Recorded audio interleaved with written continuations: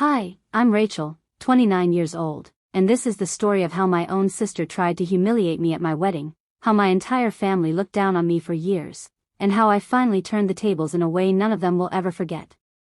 They mocked my life, my husband, and everything we built together.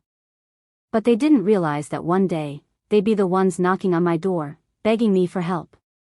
If you've ever been underestimated, judged unfairly by your own family, or told you'd never be enough, this story is for you. Stick around till the end because the revenge, oh, it's sweeter than anything money can buy. And hey, if you enjoy stories where justice finally catches up with those who deserve it, don't forget to hit that like button, subscribe, and ring the bell.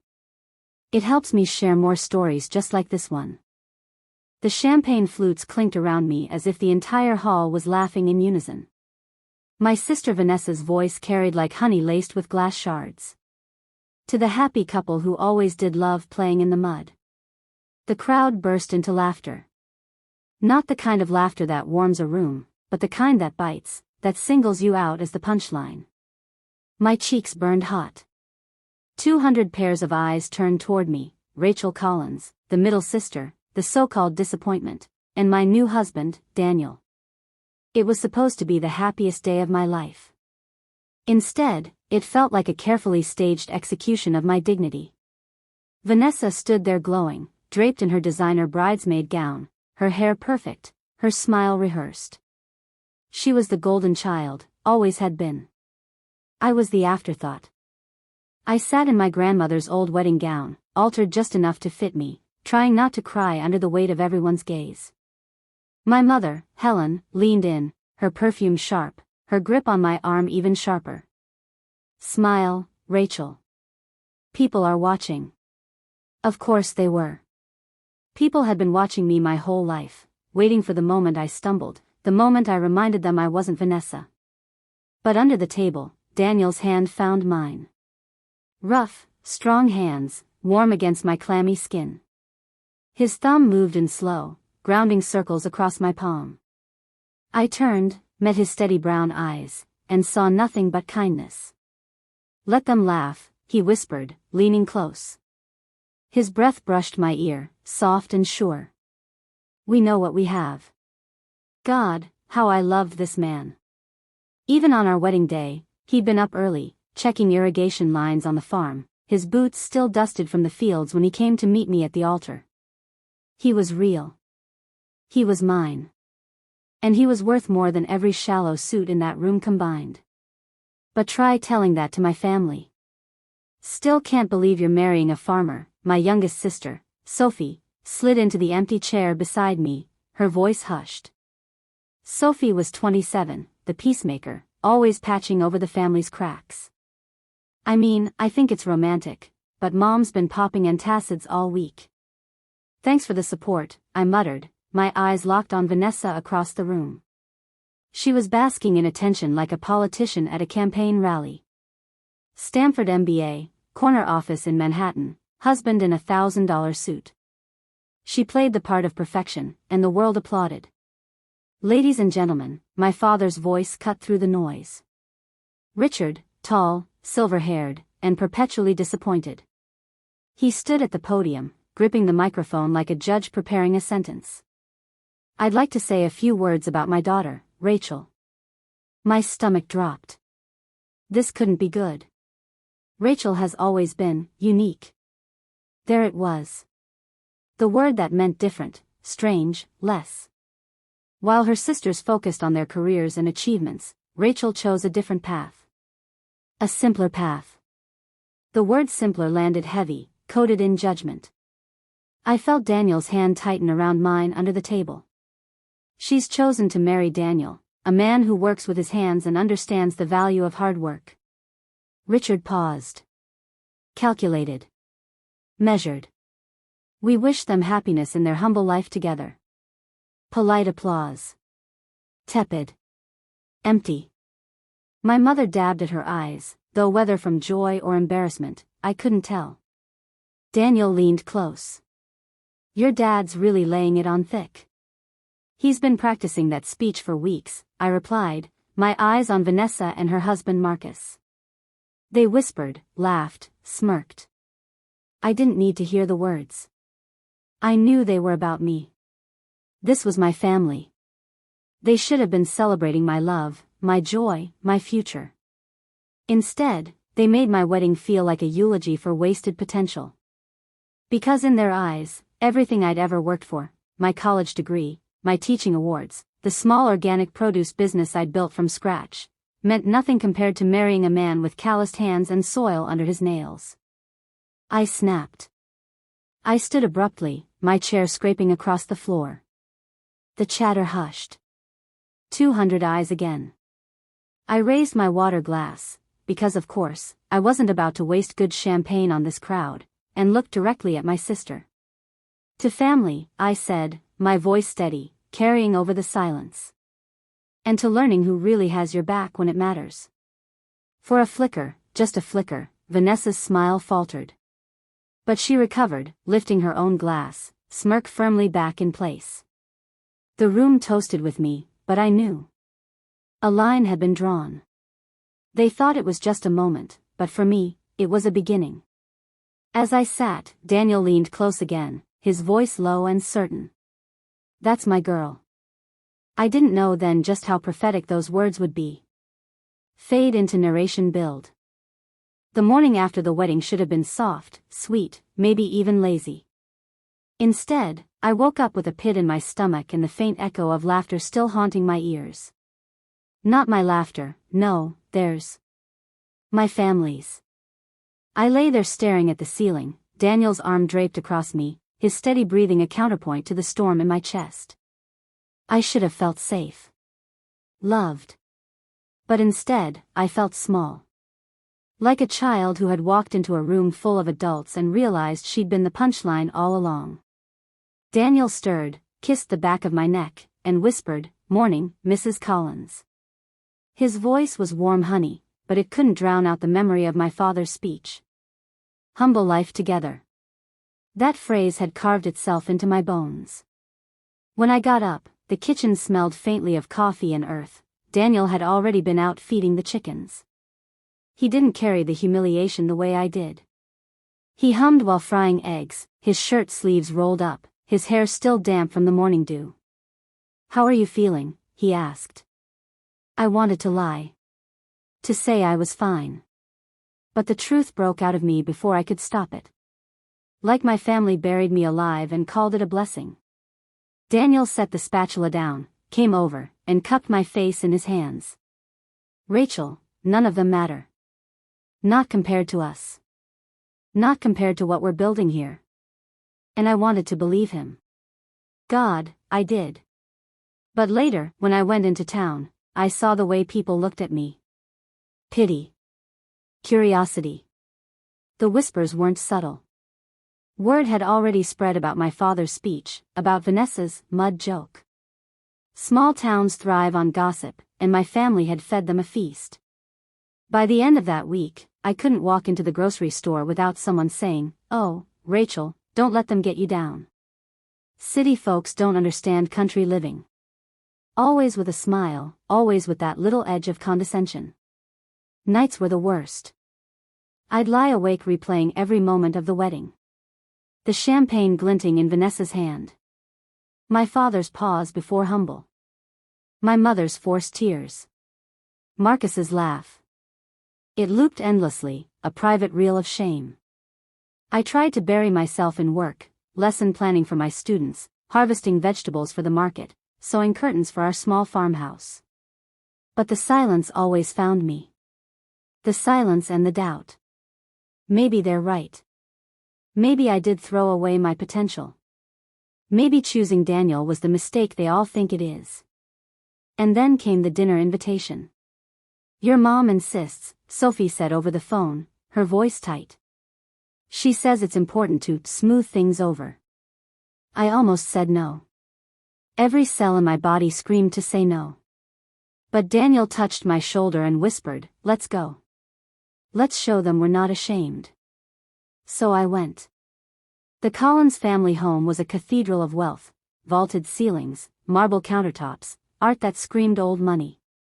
Walking in felt like stepping back into a cage I'd barely escaped. Vanessa opened the door herself. Of course she did.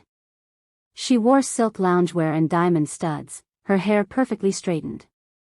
She looked me up and down, her lips twitching in that almost smile that was more venom than kindness. "Well," she said, "if it isn't Mrs. Farmhouse." Daniel's jaw tightened beside me, but he stayed silent. Dinner was worse. My father dominated the table with talk of business mergers. My mother gushed over Vanessa's latest charity gala.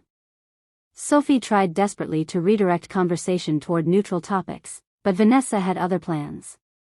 "So, Rachel," she said sweetly, swirling her wine. "Tell us, how many chickens do you have now? Or is it goats? I can never keep track." Laughter rippled around the table. Even my mother chuckled. My father didn't laugh, but he didn't stop it either. I forced a smile. "Just enough to keep us fed." "Well, that's quaint," Vanessa said, her eyes glittering. "Meanwhile, Marcus and I are planning a trip to Santorini next month. You know, real food, real wine." It was endless. Every dig a needle, every comparison a cut. By the time dessert came, I was numb. On the drive home, I sat in silence, staring out at the dark fields rushing past. Daniel reached for my hand, but I pulled it back. Not out of anger, out of fear that if I let myself feel his kindness, I'd break apart completely. That night, lying awake again, I made myself a promise. This wasn't going to be my story. I wasn't going to be the family joke forever. They wanted to see me small? Invisible? Humiliated? Fine. Let them. Because one day, I'd remind them exactly who I was. And when I did, they wouldn't be laughing. It started with a whisper. Not from my family, oh no, they were too polished for that, but from the town itself.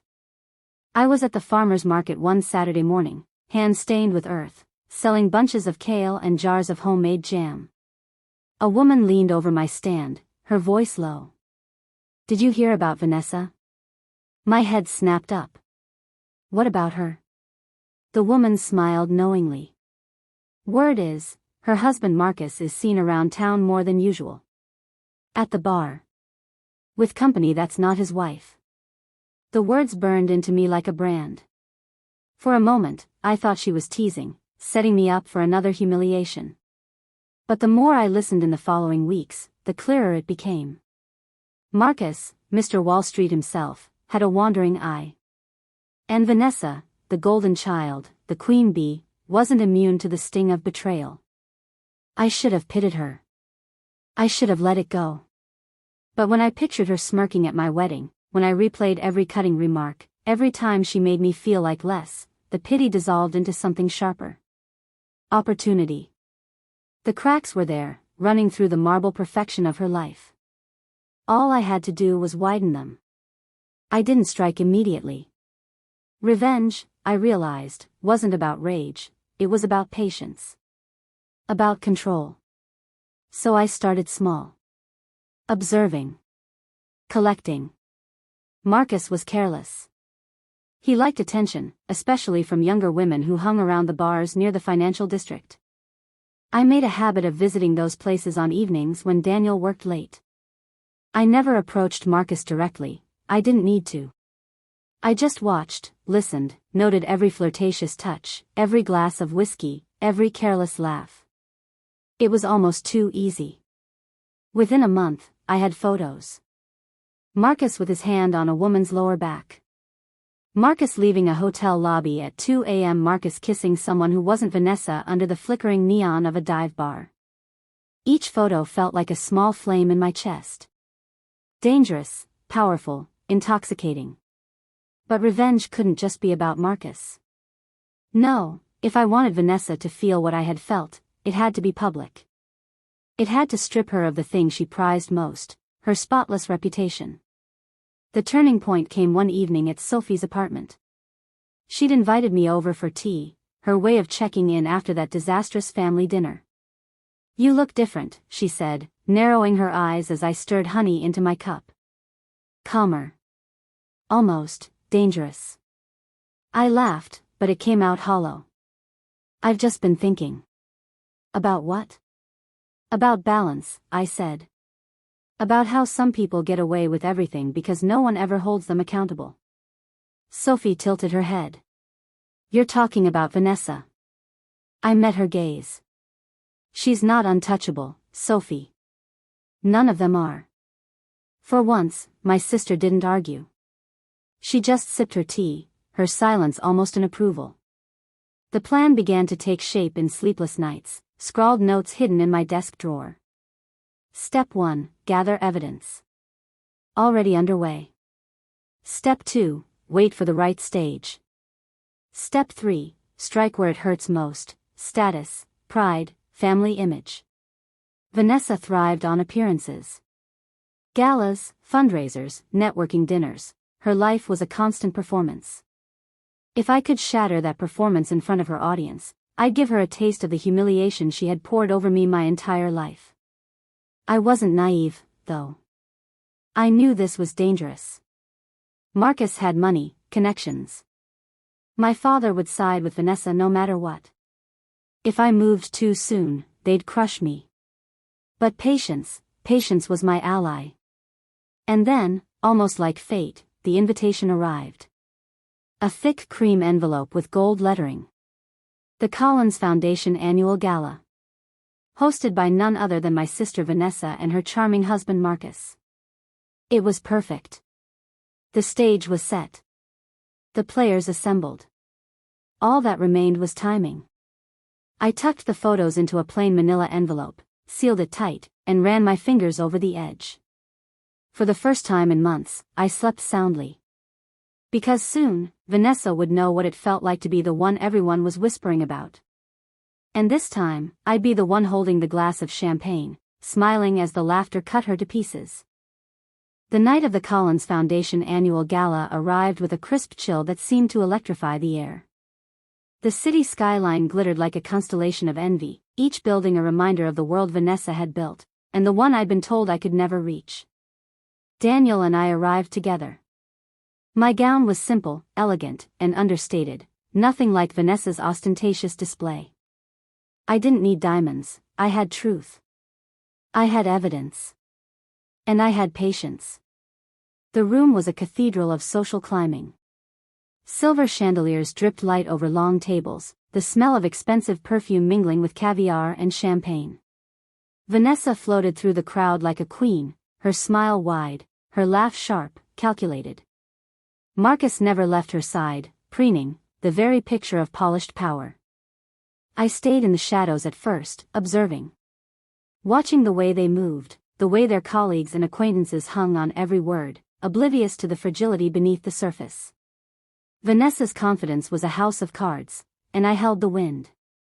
When the speeches began, Vanessa climbed the podium, radiant in her designer gown, her voice smooth and commanding. Thank you all for supporting the Collins Foundation. It's our mission to empower, to uplift, and to lead with integrity. The words dripped like honey over hot coals. I could almost see the little cracks forming in her armor as I readied my envelope. When the gala's formal presentation ended, Vanessa lingered at the center of the room, basking in applause and congratulations. I approached Daniel by my side. He held my hand steady, giving me the courage I needed to step into the light. Vanessa, I said softly, but loud enough for the nearest tables to hear. I think there's something you should see. She blinked. Rachel, what? I opened the envelope, letting the photos spill onto the podium like a dam breaking. Marcus with his arm around another woman. Marcus laughing in intimate ways that were never meant for the public eye. High-resolution evidence of betrayal, meticulously labeled with dates and locations. A gasp rippled through the room. Vanessa's smile faltered. Her eyes widened. The audience leaned forward, drawn into the spectacle like moths to flame. Rachel, what are you doing? Vanessa hissed, panic threading her voice. I'm showing everyone what you've been hiding, I said, my voice calm but cutting. All these years, you've built your life on appearances. On carefully crafted illusions. But here's the truth. Her hands shook. Marcus's face turned ashen, the first crack in his perfect veneer. He stammered, trying to explain, to laugh it off, to minimize, but the photos left no room for denial. Voices in the crowd whispered, murmured, and then grew louder. Questions, accusations, murmurs of scandal. Vanessa's colleagues, her friends, her supporters, all watching as her golden world collapsed in real time. I didn't gloat. Not outwardly. I just stood there, the calm eye in the storm, Daniel's hand warm around mine, grounding me. Vanessa's shoulders slumped. The rehearsed composure crumbled. She couldn't mask it, not now. The whispers became outright chatter, the polite laughter of the opening ceremony replaced by the sharp edges of judgment. And then my parents stepped forward. I expected outrage. Condemnation. But no. Even they were caught off guard. Years of power and influence couldn't shield them from reality. I realized then that revenge wasn't about cruelty. It was about balance. Justice. Seeing the scales tip, even if just slightly, toward truth. Vanessa didn't speak for the rest of the night. Marcus tried, awkwardly, to salvage the evening, but the damage was done. She moved through the crowd, her face pale, a forced smile barely concealing the panic in her eyes. I felt a strange mixture of satisfaction and sadness. Satisfaction because she had finally felt the humiliation she had inflicted on me. Sadness because, deep down, family shouldn't feel like a battlefield. But after years of betrayal, of being underestimated, this was the reckoning I needed. As we left, Daniel squeezed my hand. "You did it," he said quietly. "No," I replied, leaning into him. "We did it. Together. We built a life they could never take, and tonight, they finally saw it." And for the first time in years, I slept that night with a smile, unburdened by judgment, proud of the truth I'd revealed and the life I had chosen. Sometimes revenge is slow. Sometimes it's patient, meticulous, and utterly transformative. My family learned, painfully, that power and status mean nothing without integrity. That appearances can only last so long when truth has sharp teeth. I never needed to humiliate Vanessa in public beyond revealing her own choices. The rest, the whispers, the judgment, the self-inflicted collapse of her reputation, those were consequences she earned herself. Daniel and I returned to our farm, our sanctuary, knowing that our simple life was richer than any of their marble halls, wealth, or carefully curated appearances. Love, honesty, hard work, these were our currency. And in that quiet, sun-drenched farmhouse, I finally understood the deepest satisfaction of revenge. It isn't cruelty. It's justice. If you've ever been underestimated, laughed at, or told you'd never amount to anything, remember this story. The real power lies in patience, planning, and believing in yourself. If you enjoyed this story of vindication, make sure to like, subscribe, and hit the bell for more true-life revenge stories that prove the underdog can rise and strike back.